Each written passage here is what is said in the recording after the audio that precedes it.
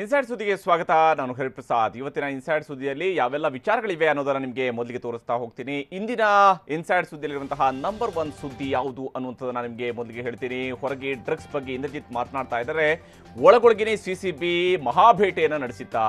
ಸ್ಯಾಂಡಲ್ವುಡ್ನಲ್ಲಿ ಆರೋಪ ಪ್ರತ್ಯಾರೋಪ ನಡೀತಾ ಇರುವಾಗಲೇ ಸಿಸಿಬಿ ನಡೆಸಿದಂತಹ ಕಾರ್ಯಾಚರಣೆ ಯಾವ ಸ್ವರೂಪದ್ದು ಅನ್ನುವಂತಹ ಸುದ್ದಿಯನ್ನ ಇದರಲ್ಲಿ ಹೇಳ್ತಾ ಹೋಗ್ತೀನಿ. ಮತ್ತು ಆಪ್ತರ ಜೊತೆಗೇನೆ ನಟಿಯರಾದಂತಹ ರಾಗಿಣಿ ಮತ್ತು ಸಂಜನಾ ಡ್ರಗ್ಸ್ ಮಾಫಿಯಾದ ಭಾಗವಾಗಿದ್ದರಾ ಅನ್ನುವಂಥದ್ದನ್ನು ಕೂಡ ಇವತ್ತಿನ ಸುದ್ದಿಯಲ್ಲಿ ನಿಮಗೆ ಹೇಳ್ತಾ ಹೋಗ್ತೀನಿ. ಇದು ಇಂದಿನ ಸುದ್ದಿಯಲ್ಲಿರುವಂತಹ ಇನ್ಸೈಡ್ ಸುದ್ದಿಯಲ್ಲಿರುವಂತಹ ನಂಬರ್ 1 ಸುದ್ದಿ ಇದು.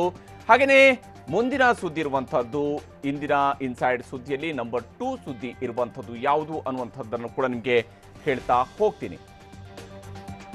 ರವಿಶಂಕರ್ ಮತ್ತು ರಾಹುಲ್ ಜೊತೆಗೆ ರಾಗಿಣಿ ಮತ್ತು ಸಂಜನಾ ನಂಟು ಯಾವ ಸ್ವರೂಪದ್ದು? ಡ್ರಗ್ಸ್ ಪೆಡ್ಲರ್ ರವಿಶಂಕರ್ ಜೊತೆಗೆ ರಾಗಿಣಿ ಯಾವೆಲ್ಲ ವ್ಯವಹಾರಗಳಲ್ಲಿ ಭಾಗಿಯಾಗಿದ್ರು? ಈ ಸುದ್ದಿಯನ್ನು ಕೂಡ ಇವತ್ತಿನ ಇನ್ಸೈಡ್ ಸುದ್ದಿಯಲ್ಲಿ ಹೇಳ್ತೀನಿ. ರಾಹುಲ್ ಜೊತೆಗಿನ ಸಂಜನಾ ಗಲ್ರಾನಿ ನಂಟಿನಲ್ಲಿ ಡ್ರಗ್ಸ್ ದಂಧೆಯ ಕರಾಮತ್ತು ಇದೆಯೇ? ಇದು ಗೊತ್ತಾಗುತ್ತೆ ಸಿಸಿಬಿಯಿಂದಾಗಿ. ಇನ್ನು ಮೂರನೇ ಸುದ್ದಿ ಇರುವಂತಹದ್ದು ಬಹಳ ಮುಖ್ಯವಾಗಿ ಹೆಂಡತಿಯ ಆರ್ಥಿಕ ನೀತಿಯ ಬಗ್ಗೆ ಗಂಡನೇ ಅಪಸ್ವರವನ್ನ ಎತ್ತುತ್ತಾ ಇದ್ದಾರೆ. ಗಂಡನೇ ಒಪ್ಕೊಳ್ಳೋದಕ್ಕೆ ರೆಡಿ ಇಲ್ಲ ಹೆಂಡತಿಯ ಆರ್ಥಿಕ ನೀತಿಯನ್ನ. ಗಂಡ ಮೊದಲೇ ಅಲರ್ಟ್ ಮಾಡಿದ್ರು, ಅದನ್ನ ಈಗ ಕೇಳದ ಪರಿಣಾಮವೇ ಈಗಿನ ಆರ್ಥಿಕ ಕುಸಿತವೇ ಅನ್ನುವಂಥ ಒಂದು ಪ್ರಶ್ನೆ ಮೂಡುತ್ತೆ. ಇದು ಭಾರತದ ಆರ್ಥಿಕತೆಗೆ ಸಂಬಂಧಿಸಿರುವಂಥದ್ದು. ನಿರ್ಮಲಾಪತಿ ಪ್ರಭಾಕರ್ ಅವರು ಟೀಕೆ ಮಾಡ್ತಾ ಇರುವಂಥದ್ದು. ಎಸ್, ಈಗ ಮೊದಲ ಸುದ್ದಿ ಇರುವಂತಹದ್ದು ಬಹಳ ಮುಖ್ಯವಾಗಿ ಸಿಸಿಬಿ ನಡೆಸಿರುವಂತಹ ಮಹಾಭೇಟೆ. ಯಾಕಂದ್ರೆ ಹೊರಗಡೆ ನಾವೆಲ್ಲರೂ ಕೂಡ ಅಂದ್ಕೊಂಡಿದ್ವಿ ಇಂದ್ರಜಿತ್ ಲಂಕೇಶ್ ಅವರು ಮಾತಾಡ್ತಾ ಇದ್ದಾರೆ, ಅವರು ಆರೋಪವನ್ನ ಮಾಡ್ತಾ ಇದ್ದಾರೆ, ಅವರು ಸಿಸಿಬಿ ಮುಂದೆ ವಿಚಾರಣೆಗೆ ಹಾಜರಾಗಿದ್ದಾರೆ, ಅವರು ವಿಚಾರಣೆಗೆ ಹಾಜರಾದ ನಂತರ ಬಹಳ ಮಹತ್ವದ ಸುದ್ದಿಯನ್ನು ಏನಾದರೂ ಅವರಿಗೆ ಕೊಟ್ಟಿದ್ದಾರೆ, ಮಾಹಿತಿ ಕೊಟ್ಟಿದ್ದಾರೆ ಅಂತ ಹೇಳಿ. ವಾಸ್ತವವಾಗಿ ಅದ್ಯಾವುದೂ ಕೂಡ ಆಗಿಲ್ಲ. ಬದಲಿಗೆ ಇಲ್ಲಿ ಬೇರೆದ್ದೇ ಸ್ವರೂಪದಲ್ಲಿ ಸಿಸಿಬಿ ತನ್ನ ಕಾರ್ಯಾಚರಣೆಯನ್ನು ನಡೆಸಿದೆ. ಬಹುಶಃ ಇಂದ್ರಜಿತ್ ಲಂಕೇಶ್ ಅವರ ಹೇಳಿಕೆಗೂ ಸಿಸಿಬಿ ನಡೆಸಿರುವ ಈ ಲೇಟೆಸ್ಟ್ ಕಾರ್ಯಾಚರಣೆಗೂ ಒಂದಕ್ಕೊಂದು ಸಂಬಂಧ ಇದ್ದಂತೆ ಕಾಣ್ತಾ ಇಲ್ಲ. ಬದಲಿಗೆ ಇದು ಸಿಸಿಬಿಯೇ ನಡೆಸಿರುವಂತಹ ಕಾರ್ಯಾಚರಣೆ. ಏನು ಹಾಗಿದ್ರೆ ಆ ಸುದ್ದಿಯನ್ನು ತೋರಿಸಿ ನೋಡಿ. ಡ್ರಗ್ಸ್ ದಂಧೆ, ಸಿನಿಮಾ ಲೋಕ, ರಾಜಕಾರಣವನ್ನ ಏಕಕಾಲಕ್ಕೆ ಈ ಡ್ರಗ್ಸ್ ಮಾಫಿಯಾದ ಅನಾವರಣ ಅಲುಗಾಡಿಸತೊಡಗಿದೆ. ಸಿನಿಮಾ ನಿರ್ದೇಶಕ ಇಂದ್ರಜಿತ್ ಲಂಕೇಶ್ ಡ್ರಗ್ಸ್ ದಂಧೆಯ ಬಗ್ಗೆ ತನಗೆ ಗೊತ್ತಿದ್ದ ಮಾಹಿತಿಯನ್ನ ಬಿಚ್ಚಿಟ್ಟಿದ್ದರು. ಇಂದು 2ನೇ ಬಾರಿ ಸಿಸಿಬಿ ಮುಂದೆಯೂ ಹಾಜರಾಗಿ ತಾನು ಮಾದಕ ಲೋಕದ ಬಗೆಗಿನ ಮಾಹಿತಿದಾರನಷ್ಟೇ ಎಂದು ಮತ್ತೊಮ್ಮೆ ಸ್ಪಷ್ಟಪಡಿಸಿದ್ದಾರೆ. ನಾನೊಬ್ಬ ಮೆಸೆಂಜರ್. ನಾನು ನಿಮಗೆ ವಿನಂತಿ ಮಾಡ್ತೀನಿ, ನಿಮಗೆ ಕೇಳ್ಕೊತೀನಿ, ಇಂಡಸ್ಟ್ರಿಯವ್ರು ಇರ್ಬೋದು ಅಥವಾ ಯಾರೇ ಸದಸ್ಯರು ಇರ್ಬೋದು, ಡೋಂಟ್ ಕಿಲ್ ದ ಮೆಸೆಂಜರ್. ನಾನೊಂದು ಪಾರ್ವಳೆ ಥರ ಮೆಸೇಜ್ ಕೊಟ್ಟು ನಾನು ಅವ್ರಿಗೆ ಹೆಲ್ಪ್ ಆಗಂಗೆ, ಅವ್ರಿಗೆ ಒಂದು ಇನ್ವೆಸ್ಟಿಗೇಷನ್ಗೆ ಒಂದು ಪುರಾವೆಯಾಗಿ ಏನೇನು ನೀಡಬೇಕೋ ನನಗೇನೇನು ಗೊತ್ತಿದೆಯೋ ಅದನ್ನ ನೀಡಿದ್ದೀನಿ. ಅಸಲಿಗೆ ಇಂದ್ರಜಿತ್ ಲಂಕೇಶ್ ಮಾತನ್ನೇ ಅರಗಿಸಿಕೊಳ್ಳುವುದಕ್ಕೆ ಸ್ಯಾಂಡಲ್ವುಡ್ ಮಂದಿಗೆ ಸಾಧ್ಯವಾಗಿರಲಿಲ್ಲ. ಗಾಂಧಿನಗರದ ಪ್ರಮುಖರೆಲ್ಲ ಸೇರಿ ಇಂದ್ರಜಿತ್ ಮೇಲೆ ವಾಗ್ದಾಳಿ ನಡೆಸಿದ್ದರು. ಹೊರಗೆ ಹೀಗೆ ಇಂದ್ರಜಿತ್ ಅವರಿಂದಾಗಿ ಡ್ರಗ್ಸ್ ಲೋಕದ ಎಲ್ಲಾ ಮಾಹಿತಿ ಹೊರಬೀಳುತ್ತೇನೋ ಎಂಬ ಚರ್ಚೆ ನಡೆಯುತ್ತಿರುವಾಗಲೇ ಸದ್ದಿಲ್ಲದೆ ತಮ್ಮ ಕೆಲಸವನ್ನ ಸಿಸಿಬಿ ಪೊಲೀಸರು ನಡೆಸಿದ್ದರು. ಮಾದಕ ದಂಧೆಯಲ್ಲಿ ತೊಡಗಿದ್ದ ಡ್ರಗ್ಸ್ ಪೆಡ್ಲರ್ಗಳನ್ನ ಬೇಟೆಯಾಡಿದ ಸಿಸಿಬಿ. ಇಂದ್ರಜಿತ್ ಲಂಕೇಶ್ ಡ್ರಗ್ಸ್ ದಂಧೆಯ ಬಗ್ಗೆ ತಮಗೆ ಗೊತ್ತಿದ್ದ ವಿಚಾರಗಳನ್ನ ಕೇಳ್ತಿದ್ದರೆ ಹೊರತು ಬೇರೆ ಯಾವುದೇ ನಿರ್ದಿಷ್ಟ ಸಾಕ್ಷಿ ನೀಡಿರಲಿಲ್ಲ. ಆದರೆ ಸಿಸಿಬಿ ಮಾತ್ರ ಈ ಡ್ರಗ್ಸ್ ದಂಧೆಯ ವಿಚಾರದಲ್ಲಿ ಮೊದಲೇ ಅಲರ್ಟ್ ಆಗಿತ್ತು. ನಿಮ್ಗೆ ಗೊತ್ತಿರಲಿ, ಡಿಜೆ ಹಳ್ಳಿಯಲ್ಲಿ ನರರಕ್ಕಸರ ಅಬ್ಬರ ನಡೆಯದೆ ಇರುತ್ತಿದ್ದರೆ ಎನ್ಸಿಬಿಗೂ ಮುಂಚಿತವಾಗಿಯೇ ಸಿಸಿಬಿ ಪೊಲೀಸರು ಡ್ರಗ್ಸ್ ಪೆಡ್ಲರ್ಗಳನ್ನ ಬೇಟೆಯಾಡಿರುತ್ತಿದ್ದರು. ಅಲ್ಲಿ ಸ್ವಲ್ಪ ದಿನ ತಮ್ಮ ಕಾರ್ಯಾಚರಣೆಯನ್ನ ಸ್ಥಗಿತಗೊಳಿಸಿದ್ದ ಸಿಸಿಬಿ ಈಗ ಮತ್ತೆ ದಂಧೆಕೋರರನ್ನ ಹಿಡಿಯುತ್ತಿದೆ. ಸುಮಾರು 20 ಡ್ರಗ್ಸ್ ಪೆಡ್ಲರ್ಗಳನ್ನ ಬಂಧಿಸಿರುವುದಾಗಿ ಸಿಸಿಬಿ ಜಂಟಿ ಪೊಲೀಸ್ ಆಯುಕ್ತ ಸಂದೀಪ್ ಪಾಟೀಲ್ ಖಚಿತಪಡಿಸಿದ್ದಾರೆ. ಕಳೆದ 2 ದಿವಸದಲ್ಲಿ ನಗರಾದ್ಯಂತ ವಿವಿಧ ಬೇರೆ ಬೇರೆ ಏರಿಯಾಗಳಲ್ಲಿ ನಾವು ಕಾರ್ಯಾಚರಣೆಯನ್ನು ಮಾಡಿ ಸುಮಾರು 20 ಜನ ಡ್ರಗ್ ಪೆಡ್ಲರ್ಸ್ಗಳನ್ನು ನಾವು ದಸ್ತಗಿರಿ ಮಾಡಿ ಅವರಿಂದ ಸಾಕಷ್ಟು ಪ್ರಮಾಣದಲ್ಲಿ ಗಾಂಜಾವನ್ನು ನಾವು ವಶಪಡಿಸಿಕೊಂಡಿದ್ದೀವಿ. ಅಂದ ಹಾಗೆ ಸಿಸಿಬಿ ತನ್ನ ಕಾರ್ಯಾಚರಣೆಯ ವೇಳೆಯಲ್ಲೇ ನಟಿ ರಾಗಿಣಿ ದ್ವಿವೇದಿ ಆಪ್ತ ರವಿಶಂಕರ್ನ ಜಾಡು ಪತ್ತೆ ಮಾಡಿತ್ತು. ಹಾಗೆಯೇ ನಟಿ ಸಂಜನಾ ಗಲ್ರಾನಿಯ ಆಪ್ತನಾಗಿದ್ದ ರಾಹುಲ್ನ ಬಗ್ಗೆಯೂ ಸಂಪೂರ್ಣ ಮಾಹಿತಿ ಸಂಗ್ರಹಿಸಿತ್ತು. ಅದರಲ್ಲೂ ರಾಗಿಣಿಯ ಆಪ್ತ RTOದಲ್ಲಿ ಸೆಕೆಂಡ್ ಡಿವಿಷನ್ ಕ್ಲರ್ಕ್ ಆಗಿ ಕೆಲಸ ಮಾಡ್ತಿದ್ದ ರವಿಶಂಕರ್ನನ್ನ ನಿನ್ನೆ ಸಂಜೆಯೇ ಸಿಸಿಬಿ ವಶಕ್ಕೆ ಪಡೆದಿತ್ತು. ಆತನನ್ನ ವಿಚಾರಣೆ ನಡೆಸಿದಾಗ ನಟಿ ರಾಗಿಣಿ ಕೂಡ ರವಿಶಂಕರ್ ಜೊತೆ ಸೇರಿ ಕೆಲ ವ್ಯವಹಾರಗಳಲ್ಲಿ ಭಾಗಿಯಾಗಿರುವುದು ಗೊತ್ತಾಗಿದೆ. ಇದನ್ನ ಆಧರಿಸಿಯೇ ನಟಿ ರಾಗಿಣಿಗೂ ಸಿಸಿಬಿ ಅಧಿಕಾರಿಗಳು ನೋಟಿಸ್ ನೀಡಿದ್ದಾರೆ. ಇನ್ನು ಸಂಜನಾ ಗಲ್ರಾನಿಯ ಆಪ್ತ ರಾಹುಲ್ಗೂ ಡ್ರಗ್ಸ್ ಲೋಕದ ನಂಟಿರುವುದು ಪೊಲೀಸರಿಗೆ ಗೊತ್ತಾಗಿದೆ.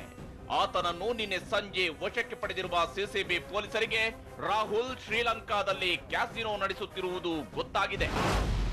ರಾಹುಲ್ ಜೊತೆಯಲ್ಲಿ ಶ್ರೀಲಂಕಾದಲ್ಲಿ ಸಂಜನಾ ಕಾಣಿಸಿಕೊಂಡಿದ್ದಳು. ಇವರಿಬ್ಬರ ನಡುವಿನ ವ್ಯವಹಾರದ ಬಗ್ಗೆಯೂ ಒಂದಷ್ಟು ಮಾಹಿತಿ ಸಿಸಿಬಿಗೂ ಸಿಕ್ಕಿದ್ದು, ಇದೇ ಕಾರಣಕ್ಕೆ ಸಂಜನಾ ಹಾಗೂ ರಾಹುಲ್ ನಡುವಿನ ವ್ಯವಹಾರದ ಮೇಲೆಯೂ ಈಗ ಸಿಸಿಬಿ ಕಣ್ಣಿಟ್ಟಿದೆ. ಸದ್ಯ ಇದು ಇಲ್ಲಿಗೆ ನಿಲ್ಲೋದಿಲ್ಲ. ಸಿಸಿಬಿ ಪೊಲೀಸರು ಡ್ರಗ್ಸ್ ದಂಧೆಯ ಮೂಲವನ್ನು ಜಾಲಾಡುತ್ತಿದ್ದಾರೆ. ತನಿಖೆ ಮುಂದಕ್ಕೆ ಸಾಗಿದಷ್ಟು ಸಿನಿಮಾ ಲೋಕದ ಮತ್ತು ರಾಜಕಾರಣದ ಅದೆಷ್ಟು ಮಂದಿಯ ಬಂಡವಾಳ ಬಯಲಾಗುತ್ತೆ ಎನ್ನುವುದು ಈಗಿರುವ ಕುತೂಹಲ. ಪ್ರಜ್ವಲ್, TV9 ಬೆಂಗಳೂರು. ಅಸಲಿಗೆ ಈ ರಾಹುಲ್ ಮತ್ತು ಸಂಜನಾ ನಡುವಿನ ನಂಟೇನು, ರಾಗಿಣಿ ಮತ್ತು ರವಿಶಂಕರ್ ನಡುವಿನ ನಂಟೇನು ಅನ್ನುವಂಥದ್ದು ಕೂಡ ಬಹಳ ಮುಖ್ಯವಾಗಿರುವಂತಹ ಅಂಶ. ಹಾಗೆ ನೋಡ್ತಾ ಹೋದ್ರೆ ಈ ರವಿಶಂಕರ್ ಮತ್ತು ರಾಗಿಣಿ ವಿಚಾರ ಈಗ ಹೊರ ಬಂದಿದ್ದಲ್ಲ, ಈ ಹಿಂದಿನ ಒಂದು ಗಲಾಟೆ ಮೂಲಕವಾಗಿ ಕೂಡ ಹೊರ ಬಿದ್ದಿತ್ತು. ಆ ಸುದ್ದಿಯನ್ನು ತೋರಿಸ್ತೀನಿ ನೋಡಿ. ರವಿಶಂಕರ್ ಸದ್ಯ ರಾಗಿಣಿ ದ್ವಿವೇದಿಗೂ ಡ್ರಗ್ಸ್ ಲೋಕದ ನಂಟಿನ ಶಂಕೆಯ ಆಧಾರದಲ್ಲಿ ಸಿಸಿಬಿಯಿಂದ ನೋಟಿಸ್ ರವಾನೆಯಾಗಿದೆ. ನಟಿ ರಾಗಿಣಿಗೆ ಆಪ್ತನಾಗಿರುವ ರವಿಶಂಕರ್ನನ್ನ ಡ್ರಗ್ಸ್ ಪೆಡ್ಲರ್ ಎಂಬ ಕಾರಣಕ್ಕೆ ಸಿಸಿಬಿ ಪೊಲೀಸರು ವಶಕ್ಕೆ ಪಡೆದಿದ್ದಾರೆ. ಅಸಲಿಗೆ ಈ ರವಿಶಂಕರ್ ಸಾರಿಗೆ ಇಲಾಖೆಯ RTOದಲ್ಲಿ ಸೆಕೆಂಡ್ ಡಿವಿಷನ್ ಕ್ಲರ್ಕ್. ಅದು ಕೂಡ ಅಪ್ಪ ಸತ್ತ ಮೇಲೆ ಅನುಕಂಪದ ಆಧಾರದಲ್ಲಿ ಸಿಕ್ಕಿದ್ದ ಕೆಲಸ. ಆದ್ರೆ RTOದಲ್ಲಿ ಕೆಲಸ ಮಾಡ್ತಿದ್ದ ರವಿಶಂಕರ್ ಅದರಾಚೆಗೂ ದೊಡ್ಡ ನೆಟ್ವರ್ಕ್ ಇಟ್ಕೊಂಡಿದ್ದ. ಅದರಲ್ಲಿ ನಟಿ ರಾಗಿಣಿ ದ್ವಿವೇದಿ ಜೊತೆಗಿನ ಸಂಬಂಧವೂ ಸೇರಿದೆ. ಇದೇ ರಾಗಿಣಿ ವಿಚಾರದಲ್ಲಿ ರವಿಶಂಕರ್ 2019 ಮಾರ್ಚ್ 14ರ ರಾತ್ರಿ ಗಲಾಟೆ ಮಾಡಿಕೊಂಡಿದ್ದ. ಅಂದು ರಾಗಿಣಿಯ ಎಕ್ಸ್ ಬಾಯ್ ಫ್ರೆಂಡ್ ಜೊತೆ ಗಲಾಟೆ ಮಾಡಿ ಪ್ರಕರಣ ಅಶೋಕ್ ನಗರ ಪೊಲೀಸ್ ಠಾಣೆಗೂ ತಲುಪಿತ್ತು. ಇದಾದ ನಂತರ ರವಿಶಂಕರ್ನ ಸಂಸಾರದಲ್ಲೂ ಬಿರುಕು ಬಿಟ್ಟು ಪತ್ನಿಗೆ ಡೈವೋರ್ಸ್ ಕೊಟ್ಟಿದ್ದಾನೆ. ಇದೇ ರವಿಶಂಕರ್ ಜೊತೆಗೆ ಸೇರಿ ರಾಗಿಣಿ ಕೆಲವು ವ್ಯವಹಾರಗಳಲ್ಲಿ ಭಾಗಿಯಾಗಿರುವುದು ಪೊಲೀಸರಿಗೆ ಗೊತ್ತಾಗಿದೆ. ಇದೇ ಕಾರಣಕ್ಕೆ ವಿಚಾರಣೆಗೆ ಹಾಜರಾಗುವಂತೆ ರಾಗಿಣಿಗೆ ನೋಟಿಸ್ ನೀಡಲಾಗಿದೆ. ತನಗೆ ನೋಟಿಸ್ ನೀಡಿರುವುದಕ್ಕೆ ಟ್ವೀಟ್ ಮೂಲಕ ಪ್ರತಿಕ್ರಿಯೆ ನೀಡಿರುವ ರಾಗಿಣಿ ವಿಚಾರಣೆಗೆ ಹಾಜರಾಗುವುದಾಗಿ ಹೇಳಿದ್ದಾಳೆ.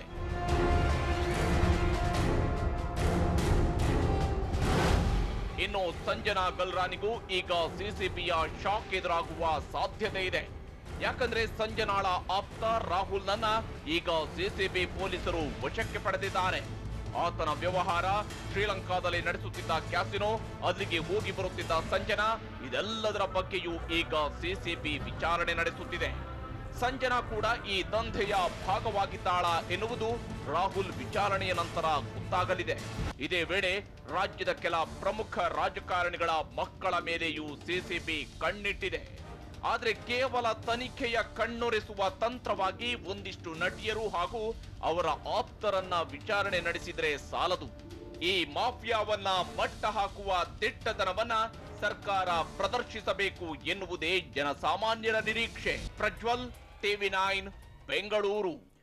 ಸಾಮಾನ್ಯವಾಗಿ ರಾಜಕಾರಣಿಗಳು ಏನೇ ಕೆಲಸ ಮಾಡಿದ್ರು ಕೂಡ ಅವರ ಕುಟುಂಬದ ಸದಸ್ಯರು ಇಲ್ಲೆಲ್ಲ ಬಹಳ ಚೆನ್ನಾಗಿ ಕೆಲಸ ಮಾಡಿದ್ದಾರೆ ಅನ್ನುವಂಥದ್ದು ಹೊಗಳುವಂಥದ್ದು ವಾಡಿಕೆ. ಆದರೆ ದೇಶದ ಆರ್ಥಿಕ ಸ್ಥಿತಿಯ ಬಗ್ಗೆ ಆರ್ಥಿಕ ತಜ್ಞರು ಕೂಡ ಆಗಿರುವಂತಹ, ರಾಜಕೀಯ ಆರ್ಥಿಕ ತಜ್ಞರಾಗಿರುವಂತಹ ಪರಕಾಲ ಪ್ರಭಾಕರ್ ಅವರು ಪತ್ನಿ ನಿರ್ಮಲಾ ಸೀತಾರಾಮನ್ ಅವರು ಹೇಳಿದಂತಹ ಹೇಳಿಕೆಯನ್ನೇ ಆಧರಿಸಿಯೂ ಟೀಕೆ ಮಾಡಿದ್ದಾರೆ. ಅಷ್ಟೇ ಅಲ್ಲದೆ ಒಟ್ಟು ಆರ್ಥಿಕ ಕುಸಿತಕ್ಕೆ ಏನು ಕಾರಣ ಅನ್ನೋದನ್ನ ಬೊಟ್ಟು ಮಾಡಿದ್ದಾರೆ. ಆ ಸುದ್ದಿಯನ್ನು ತೋರಿಸ್ತೀನಿ ನೋಡಿ.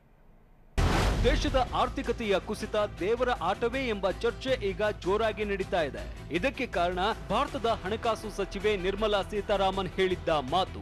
ಕಳೆದ ವಾರ ನಡೆದ GST ಮಂಡಳಿ ಸಭೆಯ ನಂತರ GST ನಷ್ಟ ಪರಿಹಾರವನ್ನ ನೀಡೋದಕ್ಕೆ ಸಾಧ್ಯ ಇಲ್ಲ ಅಂತ ಆಕ್ಟ್ ಆಫ್ ಗಾಡ್ ನ ನೆಪ ಹೇಳಿದ್ರು. An act of God. It just kept saying protected revenue should be taken care of. And it also said approximately at 10% growth, what is the actual revenue? And therefore it made sure that it hardwired giving compensation. Whereas this year we are facing an extraordinary situation. You're facing an act of God, which might even result in a contraction of the economy. Nirmala ಸೀತಾರಾಮನ್ರ ಈ ಮಾತಿಗೆ ಪ್ರತಿಪಕ್ಷಗಳಿಂದ ಟೀಕೆ ಬಂದಿರೋದು ಸಹಜ. ಆದರೆ ಈಗ ಅವರ ಮನೆಯಲ್ಲೇ ಟೀಕೆ ಎದುರಾಗಿದೆ. ನಿರ್ಮಲಾ ಸೀತಾರಾಮನ್ ಪತಿ ಪರಕಾಲ ಪ್ರಭಾಕರ್ ಟ್ವೀಟ್ ಮೂಲಕವೇ ಪತ್ನಿ ಕೊಟ್ಟ ನೆಪಕ್ಕೆ ತಿರುಗೇಟನ್ನ ನೀಡಿದ್ದಾರೆ. ನಿಜವಾದ ದೇವರ ಕೃತ್ಯವೆಂದರೆ ಆರ್ಥಿಕತೆಯ ಸವಾಲುಗಳಿಗೆ ಸ್ಪಂದಿಸುವ ನೀತಿ, ಆಲೋಚನೆಗಳ ಕೊರತೆ. ಕೊರೋನಾ ತಡವಾಗಿ ಬಂದಿದೆ.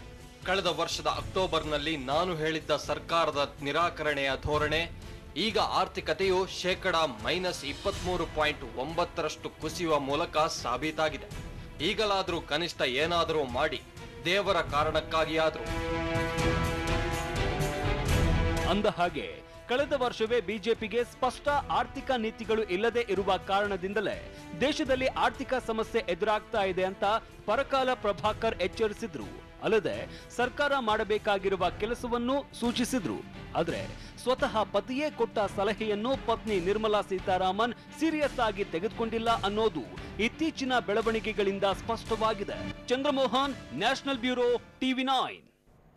ಇದು ಇವತ್ತಿನ ಇನ್ಸೈಡ್ ಸುದ್ದಿ. ನಿರಂತರ ಸುದ್ದಿಗಾಗಿ ನೋಡ್ತಾ ಇರಿ TV9.